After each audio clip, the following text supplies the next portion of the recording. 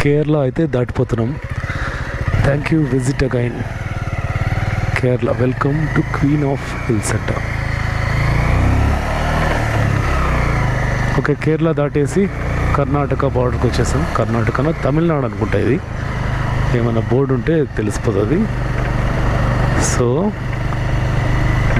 ఈ ఘాట్ రోడ్ మాత్రం ఆసమ్గా ఉంది. రూట్ బాగుంది, రోడ్లు బాగున్నాయి, అసలు ఫుల్ మజా వస్తుంది.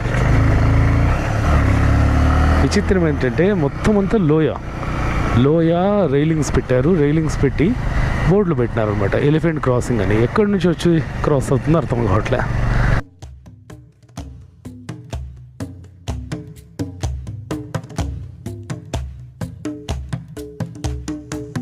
ఇంత దారంతా కోతులే ఉన్నాయి.